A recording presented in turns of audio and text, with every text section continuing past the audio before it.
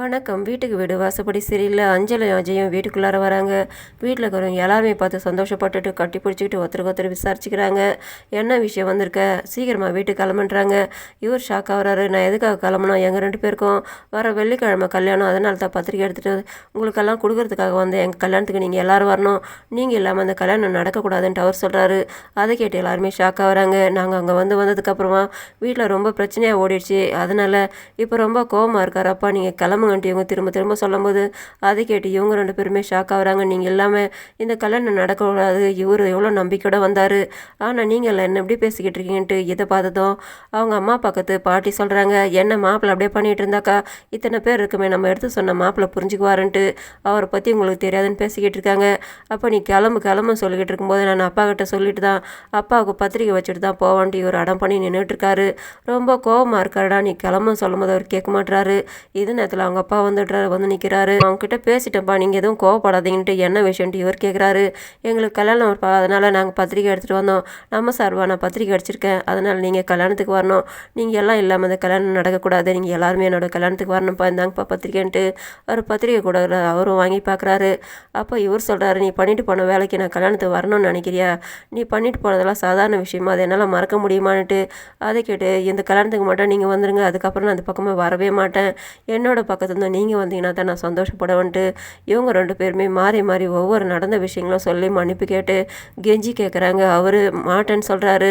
மற்றவங்கிட்டலாம் கேட்குறாரு, இவன் சொல்கிறதெல்லாம் சரியா, இவன் சொல்கிறதெல்லாம் பண்ணுறதெல்லாம் மன்னிச்சிட்டு நம்ம ஏற்றுக்கணும்னு நினைக்கிறீங்களான்னு எல்லாரும் அமைதியாக இருக்காங்க. அப்போ நீங்களாம் நல்லவங்க, நான் மட்டும் கெட்டவனா, எனக்கு இவன் மேலே பாசம் இருக்குது, ஆனால் இவன் பண்ணதை என்னால் மறக்க முடியாது.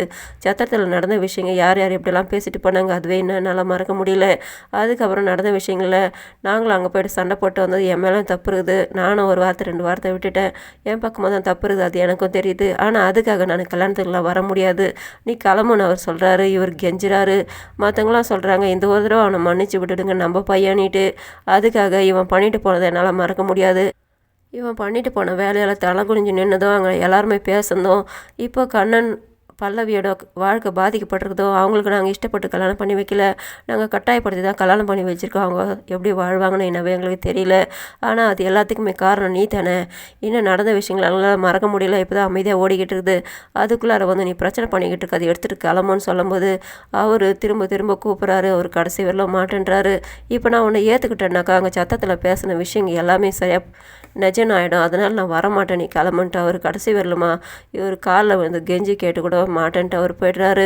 இதை பார்த்ததான் இவர் எல்லார்ட்டையுமே கேட்குறாரு, என்னம்மா அது அப்பா அப்படி பேசிட்டு போகிறாரு, அப்போ நான் இந்த வீட்டுக்கு பையன் கிடையாதா, நான் உங்களுக்கு தேவையே இல்லைன்ட்டு அவர் எப்படியெல்லாம் எல்லார்ட்டையுமே கெஞ்சி பார்க்குறாரு. அர்ஜுன் சொல்கிறாரு, நீ முதல்ல போய்ட்டு கல்யாணம் பண்ணிக்கோ, நாங்களாம் வந்தோம்னா கூட ஒருத்தர் வந்தோம்னா கூட அப்பாவை அவமானப்படுத்தின மாதிரி அவர் தப்பாக நினைப்பார், அவர் ரொம்ப பிடிவாதம் பிடிக்கிறாரு, அப்பா பற்றி தான் உனக்கு தெரியுமில்ல, நீங்கள் போய்ட்டு கல்யாணம் பண்ணிவிட்டு சந்தோஷமாக வாழுங்கன்னுட்டு, ஆனால் நீங்கள் உங்களத சொல்லிட்டீங்க, ஆனால் நான் சொல்கிறேன் என்னோடதை கேளுங்க, நீங்கள் இந்த வீட்டில் வந்து யாராவது ஒருத்தராவது வந்தால் தான் அந்த கல்யாணம் நடக்கும், இல்லாட்டி இந்த கல்யாணம் நடக்காதுன்னு இவர் சொல்கிறாரு. அதை கேட்டது எல்லாருமே ஷாக் ஆகுறாங்க.